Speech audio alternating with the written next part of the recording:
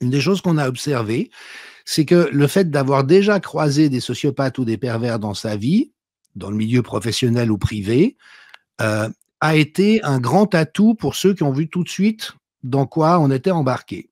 Alors que les gens qui n'ont pas vécu ou conscientisé cette expérience se sont dit: «Mais je peux pas croire que nos gouvernements nous veuillent du mal, je peux pas croire que mon médecin m'impose une expérimentation risquée.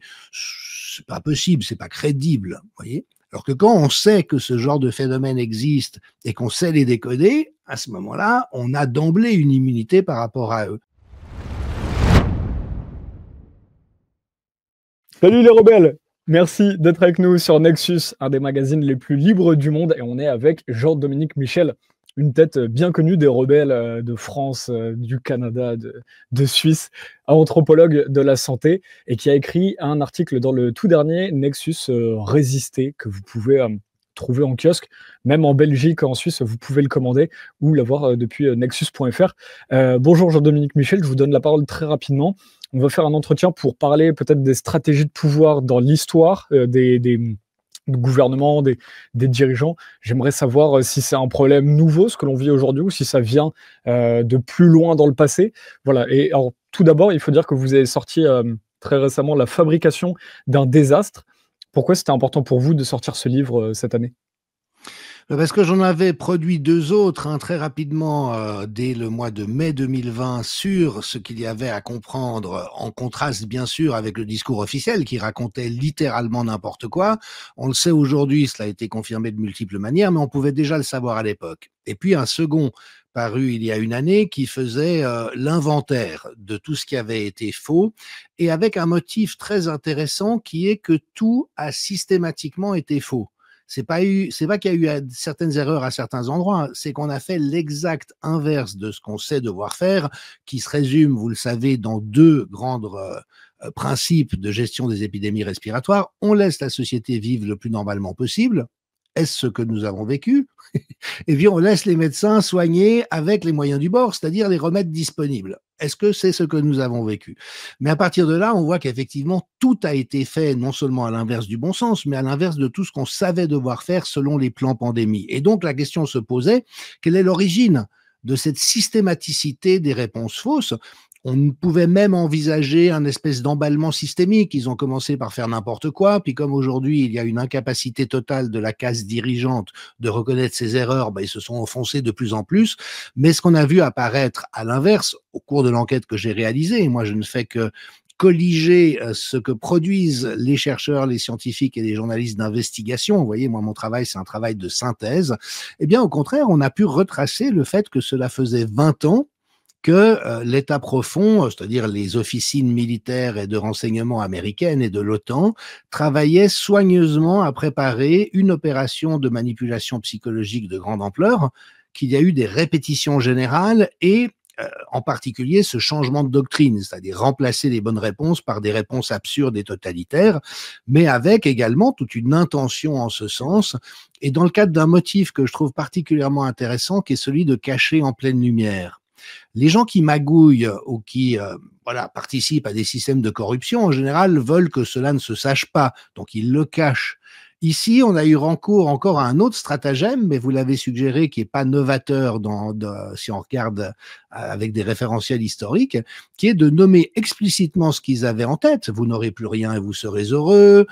Désormais, des puissants se substitueront au gouvernement parce qu'ils savent mieux que les populations ce qui est bon pour elles. Enfin, tout ça est dit ouvertement par les principaux acteurs de la dérive, mais avec un système de censure et de répression, notamment médiatique, qui fait que, à l'exception de Nexus et de quelques autres vaillants titres de presse, il est interdit d'en parler. Donc non, tout ça est effectivement une monstrueuse opération de manipulation et qui utilise toutes les ficelles qui ont été utilisées à travers l'histoire et qui ont même été formalisées sur le plan théorique par des penseurs à partir de la fin du 19e. Enfin, on a tous les références en tête, de Gustave Le Bon à Édouard Bernays, et puis après, tous ceux qui ont encore raffiné la chose à travers notamment les dérives nazies et soviétiques, qui ont été vraiment des très très grands industriels de la manipulation psychologique. Et donc, alors on l'a évoqué dans l'introduction, justement, si on regarde dans l'histoire est-ce que dès les premières civilisations, dès les premiers empires, la population ne fait pas face à des manipulations de ses dirigeants. Comment est-ce que vous, en tant qu'anthropologue, quel est votre regard sur l'évolution finalement de la domination des populations par leurs dirigeants? Est-ce que c'est exceptionnel ce qu'on vit aujourd'hui? Alors, c'est une question passionnante parce qu'elle a beaucoup de facettes. Elle a des facettes anthropologiques, sociologiques, idéologiques. En ce qui me concerne, peut-être celle qui me parle le plus et qu'il est peut-être le plus important de rappeler, c'est qu'effectivement, on sait aujourd'hui qu'il y a 4% de la population constituée de personnes que l'on qualifie de psychopathes, de sociopathes ou de pervers. C'est-à-dire des gens qui n'ont aucun scrupule, aucune culpabilité, qui sont assoiffés de pouvoir et qui sont prêts à écraser tout le monde pour obtenir le plus de pouvoir et de richesse. Ça, aujourd'hui, sur le plan de la psychopathologie, c'est bien établi. Et on peut même quantifier le volume de ces personnes au sein de la population. Et une des lectures possibles, c'est effectivement de voir que depuis l'émergence des sociétés complexes, ça n'était évidemment pas le cas dans les sociétés de chasseurs-cueilleurs ancestrales, où au contraire, il y avait tout un ensemble de mécanismes de régulation pour qu'il n'y ait pas de captation du pouvoir par certains individus. Pour vous donner un exemple très, très charmant, dans certaines tribus amérindiennes, il était prescrit que les meilleurs chasseurs soit l'objet de moqueries de la part de la tribu pour les empêcher de choper la grosse tête. C'est Et donc, intéressant. il y avait un paradoxe un peu macronien, où d'un côté, c'est toujours un peu humiliant de se faire ridiculiser par le groupe, mais en même temps, comme c'était la preuve de votre statut, puisque cela ne visait que les chasseurs d'exception, enfin, vous voyez, vous aviez toutes sortes de mécanismes de régulation, alors qu'avec l'émergence des sociétés complexes et a fortiori industrielles, ça veut dire que les leviers de pouvoir peuvent être pris en otage par des profils particulièrement graves. Et au fond, c'est la lecture que je proposerais. De nouveau, 96% de la population ne demande pas mieux que de vivre en bonne intelligence, dans le respect et la tolérance mutuelle, de se retrouver autour de valeurs fondamentales et de règles de vivre ensemble en société. Par contre, il y a toujours ces gens assoiffés de pouvoir et de domination qui parviennent encore et encore à se hisser aux commandes de nos sociétés, et puis par le jeu de beaucoup de complicité et de lâcheté, donc il y a à la fois de la corruption, mais aussi ce conformisme terrible qui règne, et on l'a bien vu dans le domaine de la pensée et de la presse, tous ceux qui ont osé s'exprimer contre la dérive absurde en cours se sont fait matraquer ou ont eu droit à des campagnes de harcèlement et d'assassinat de réputation, et après tous ceux qui ont quelque chose à perdre dans l'aventure, évidemment, vont être tentés de se tenir quoi. Donc, pour moi, c'est un cas d'école et mon espérance serait même que ça soit une forme d'expérience pédagogique à grande échelle. Parce que une des choses qu'on a observées, c'est que le fait d'avoir déjà croisé des sociopathes ou des pervers dans sa vie, dans le milieu professionnel ou privé, euh, a été un grand atout pour ceux qui ont vu tout de suite dans quoi on était embarqué. Alors que les gens qui n'ont pas vécu ou conscientisé cette expérience se sont dit, mais je peux pas croire que nos gouvernements nous veuillent du mal, je peux pas croire que mon médecin m'impose une expérimentation risquée. C'est pas possible, c'est pas crédible, vous voyez. Alors que quand on sait que ce genre de phénomène existe et qu'on sait les décoder, à ce moment-là, on a d'emblée une immunité par rapport à eux. Et comme la seule manière de gagner une immunité, c'est d'avoir vécu une expérience douloureuse, mon espérance, c'est que nous soyons en train de vivre une expérience douloureuse à l'échelle de nos sociétés, et qu'une fois que les gens s'éveilleront à la réalité de ce qu'ils ont gobé, mais aussi de ce qu'on est parvenu à leur faire croire, que cela dépose des ferments de conscience pour empêcher la répétition. Je terminerai ma réponse un peu longue, je m'en excuse, avec cette perspective. En tant qu'anthropologue, ce qui m'intéresse, c'est aussi le devenir de notre espèce, qui est très singulier, parce qu'aucune autre espèce sur Terre n'est parvenue à développer des pouvoirs technologiques, des pouvoirs idéologiques, cognitifs, scientifiques. Et donc, nous avons aujourd'hui un pouvoir sur la nature, mais aussi sur notre propre espèce. On peut aller trafiquer son génome, on peut générer un holocauste nucléaire. Et on voit que l'histoire n'est qu'une succession de répétitions du même et du pire. Et qu'à chaque fois, dans l'après-coup, on dit plus jamais ça. Oui, sauf que ça se reproduit encore et à nouveau cette fois-ci. Donc, qu'est-ce qui empêcherait vraiment une répétition du pire? C'est le fait que la conscience collective est suffisamment mûrie. Donc, il se peut que ça soit une crise d'évolution de notre humanité. Mais il se peut aussi que nous ne parvenions pas à franchir ce cap et que nous nous dirigions vers une société dystopique, orwellienne, totalitaire. C'est un risque qui malheureusement existe. C'est très intéressant, ce que vous venez de rappeler et quand vous parliez que, les gens avaient encore, parfois confiance notamment dans leurs médecins, en fait, ce qui est intéressant, c'est qu'on constate que les gens n'ont pas confiance dans les médias, n'ont pas confiance dans le gouvernement, enfin dans les Mmh. gouvernements, les hommes politiques, les hommes et les femmes politiques, mais par contre ont toujours, une forme de confiance dans les directions sanitaires, parce que c'est quelque chose, qui ne leur a pas encore prouvé assez de causes de méfiance, d'une certaine manière, on dirait dans l'histoire. Ça dépend pour quel pays, parce que par exemple aux Antilles, on va vous dire: «Bon, bah, non». C'est à l'époque où quel était le grand scandale, en Guadeloupe et Martinique, c'était avec, j'ai oublié, mais un pesticide, dans les années 90 où Oui. effectivement, depuis, ils ont perdu, confiance là-dedans et ce qui est intéressant, c'est pareil, les gens n'ont pas encore perdu assez confiance dans les lobbies de ces grandes entreprises qui, finalement, prennent le pouvoir sur l'OMS, à coups de milliards, prennent le pouvoir sur même les élus, locaux, de certains pays. C'est quand on pense à Emmanuel Macron ou, même des plus petits, chefs de parti même qui pourraient représenter, comment dire? Une opposition comme Mélenchon ou Bardella, sont extrêmement infimes à l'échelle mondiale, finalement. Ce sont des petits pions à l'échelle mondiale et qui peuvent être achetés à coups de milliards par certains élus. Et ça, finalement, il y a encore cette confiance-là dans une grande partie de la population, que ce soit au Canada, en Belgique, en France, selon les pays, quoi.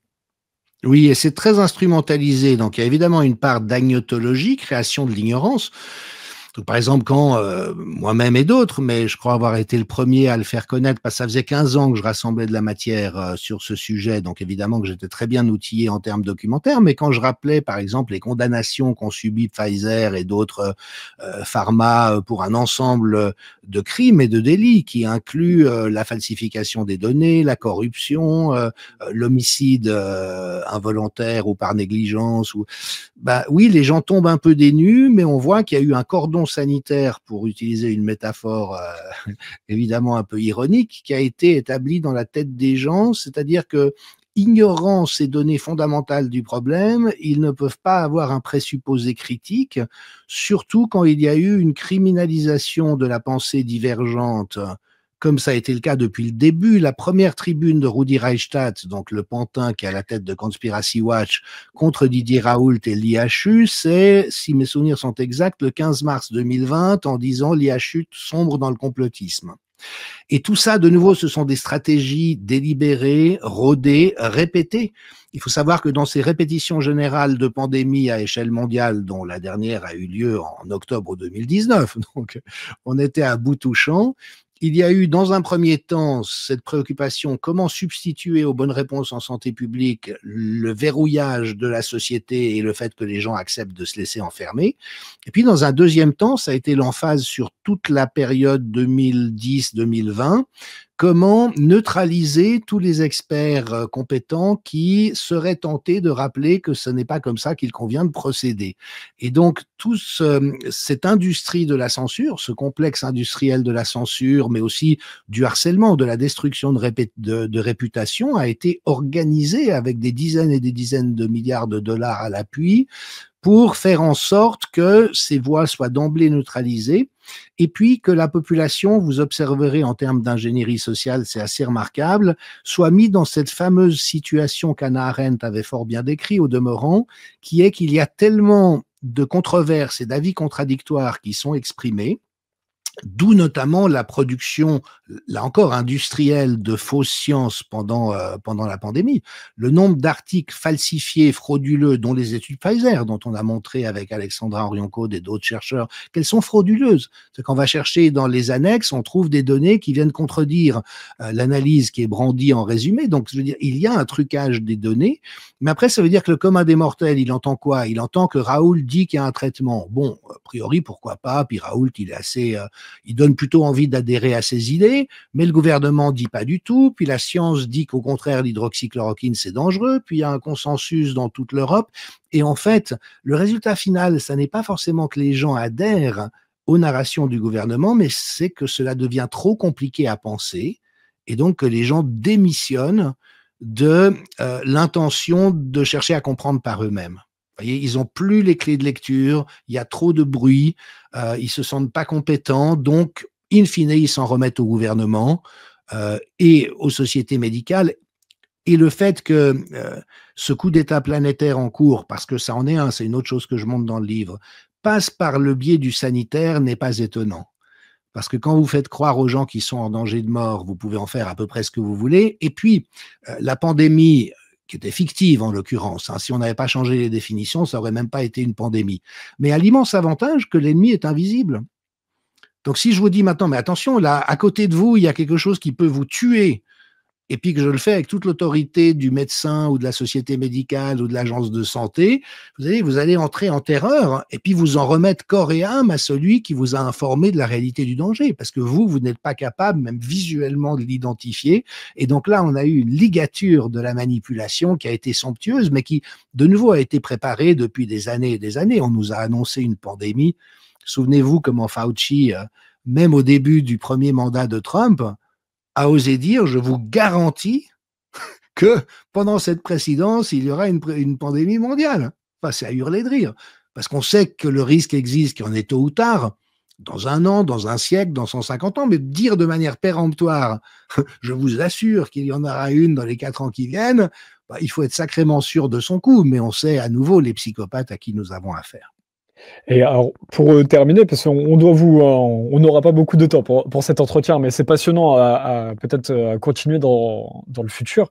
Juste, vous avez dit tout à l'heure, vous avez parlé de comment les sociétés amérindiennes, justement, étaient organisées pour rabaisser d'une certaine manière, peut-être gentiment ou plus ou moins gentiment, ceux qui réussissaient le mieux. Et finalement, c'était peut-être pour entretenir, on peut se dire, une forme d'égalité dans la société pour que les gens avancent ensemble. Aujourd'hui, comment est-ce que si on regarde la société, nous, aujourd'hui, je ne sais pas exactement comment c'est en Suisse où vous êtes, par exemple, en France, c'est vrai qu'on voit bien qu'il y a, au contraire, on rabaisse ceux qui s'en sortent, on va dire, le moins bien, les classes les plus paupérisées à travers le temps. Moi, pour aller sur le terrain et donner la parole en tant que journaliste à tout type de travailleurs, je vois que les gens ne se sentent pas légitimes à parler. Ils disent, mais pourquoi moi je parlerai? Je suis qu'un petit agriculteur, un ouvrier. Pourquoi est-ce que on m'a jamais donné la parole en 40 ans, en 50 ans, en 60 ans? Pourquoi est-ce qu'aujourd'hui je serais légitime à parler? Parce que vous l'avez toujours été, et souvent ce sont les gens qui sont le plus intéressants à écouter, et les gens qui parlent dans les médias ne sont pas toujours les plus intéressants. Est-ce que redonner... Alors, je ne sais pas quelle est la bonne question là-dessus, là on réfléchit ensemble, c'est intéressant, mais est-ce que finalement se dire de commencer à redonner confiance aux populations en parlant, en imaginant que le peuple est la fraction de population sur laquelle le pouvoir s'exerce, est-ce que redonner confiance à cette partie de la population pourrait être une première manière d'aller vers des sociétés plus libres ou indépendantes? Ou alors, finalement, en tant qu'anthropologue, quelle est votre vision? Enfin, vous regardez plus le passé que le futur, mais voilà. Vers quoi est-ce que la population peut tendre? Oui, oui, merci de le dire et je l'espère de tout cœur. Pour la raison suivante, c'est qu'on voit qu'effectivement, nous sommes aujourd'hui dans une confiscation du pouvoir par une caste médiatico-politique qui est profondément arrogante, stupide, et sans scrupules, c'est-à-dire ne se comporte sans dignité. Parce que quel est l'intérêt des scrupules et de la culpabilité? C'est d'avoir une espèce de boussole intérieure qui nous préserve de faire n'importe quoi.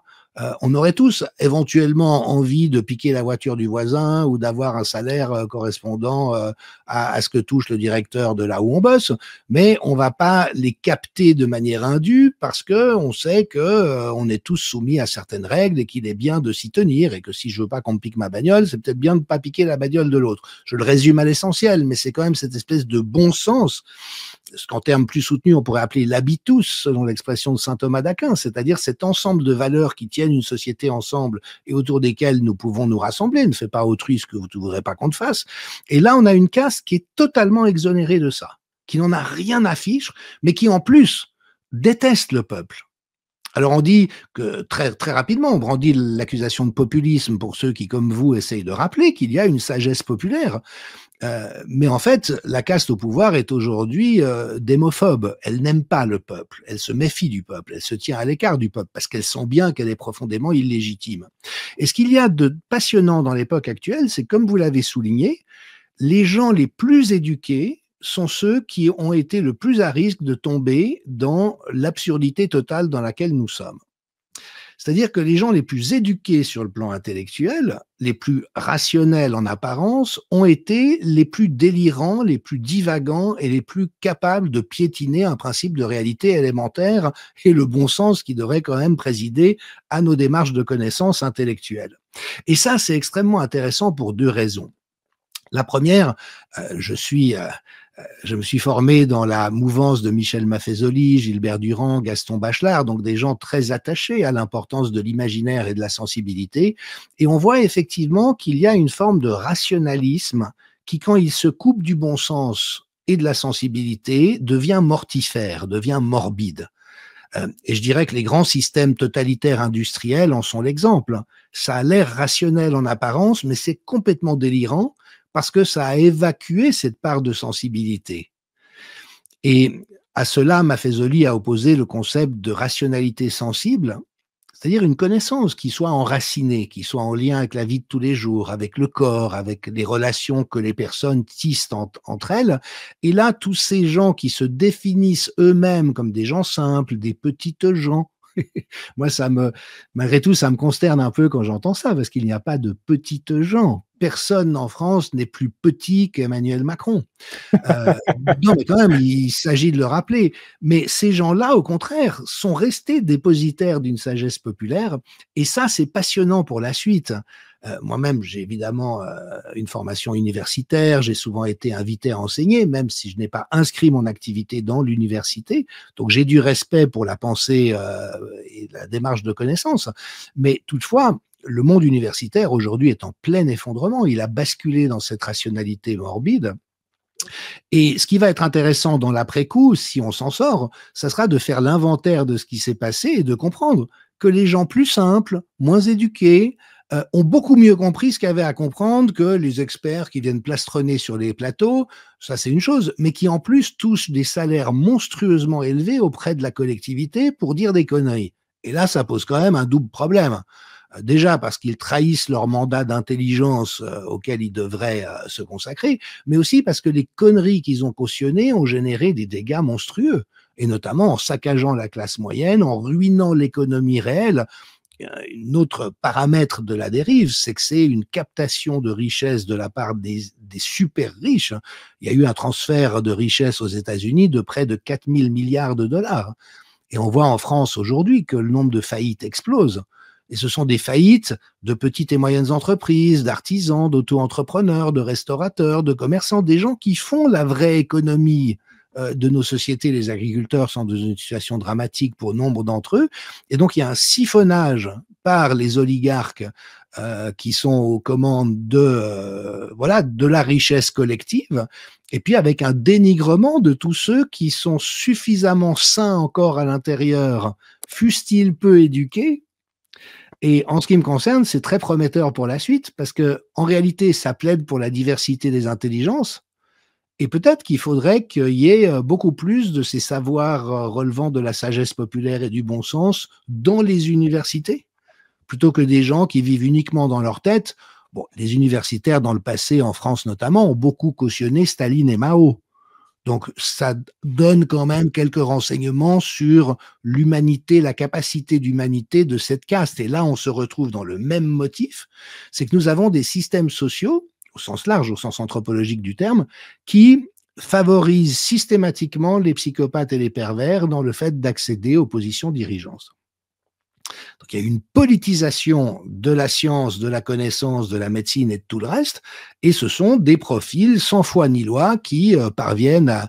Enfin, on sait, hein, dans les directions de Sciences Po et d'autres, mais le nombre de salopards qui ont pu arriver à ces positions sans être particulièrement intelligents, et donc, quelque part, revaloriser aussi les valeurs, oui, de sagesse, de bon sens, d'humanité, de sensibilité, comme étant essentielles au fait que quelqu'un puisse exercer une position d'autorité.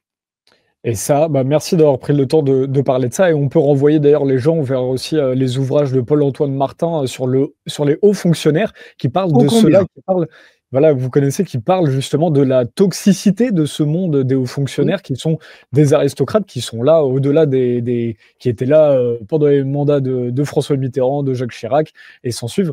Et c'est très intéressant que vous évoquiez ça. On va vous laisser, mais il faut rappeler que ce que vous venez de dire là, ce ne sont que des construits sociaux. Les gens, vous le connaissez mieux que quiconque en tant qu'anthropologue, ce ne sont pas des choses naturelles. Les gens peuvent se dire ça a toujours été comme ça. C'est faux, ça n'a jamais toujours été comme ça. Ça a été comme ça quand les empires ont construit justement des façons de faire, d'organisation, de formes de management pour essayer de garder la domination Oui.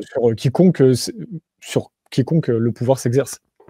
Peut-être une dernière précision à ce Ouais. sujet, parce que là encore, c'est une contribution majeure de Maffezoli, vraiment, dont je recommande la lecture des livres, parce que c'est d'une telle sagacité. Et lui avait montré, dès les années 70, qu'une société est toujours en tension d'une puissance instituante, qui est celle du peuple, qui détient la vraie puissance. Le jour où le peuple ne joue plus le jeu, c'est fini.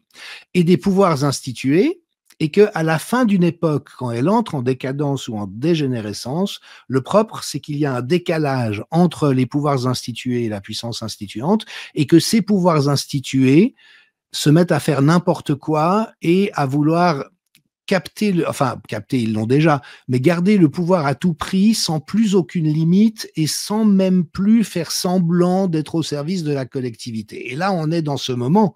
Donc, on voit par exemple la détestation de Macron, le fait que le nouveau gouvernement ne reprend que les vieilles huiles faisandées qui ont fait tant de mal à la France, que la population est totalement sur les pattes arrière par rapport à ça. Donc, il y a ce décalage, mais qui, ça intéressera le féru d'histoire que vous êtes, est caractéristique des fins d'époque. Ces emballements se produisent et je dirais que chaque époque s'ouvre par une espèce de nouvel accord social où les pouvoirs institués sont en continuité de la puissance instituante.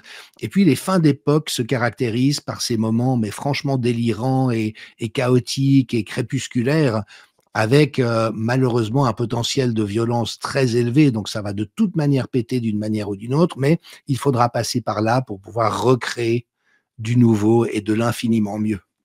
C'est une belle conclusion et une conclusion mais temporaire parce qu'on espère pouvoir continuer cette discussion et refaire une plus longue. On voulait faire un petit format aujourd'hui et dès que vous venez en région parisienne, on vous accueillera avec plaisir de nos studios si vous avez le temps. Vous avez parlé tout à l'heure d'impunité, on en reparlera puisque vous avez dit effectivement ces dirigeants peuvent faire n'importe quoi tout pendant qu'il y a cette forme d'impunité. Ils peuvent faire, Oui, on l'a vu, hein, le Conseil constitutionnel n'a jamais remis que ce soit le pass sanitaire en question ou les campagnes de vaccination. Alors que Amin Oumlil, par exemple, avait essayé de monter des dossiers juridiques pour contrecarrer ça. Donc c'est très intéressant. C'est vrai que si on regarde dans le fait que l'être humain, à partir du moment où il n'a pas de limite juridique, au moment où il n'y a pas de punition, il va se sentir presque tout puissant. Merci d'avoir pris le temps, Jean-Dominique Michel. On rappelle que vous avez écrit dans le tout dernier magazine Nexus que les lecteurs peuvent retrouver, celui de janvier-février 2025. Le premier de l'année, Résister, il est beau, il y a une belle couverture, allez l'acheter. Et n'oubliez pas le livre La fabrication du désastre de Jean-Dominique Michel. Merci Jean-Dominique, à bientôt. merci beaucoup Romain, à bientôt, au revoir.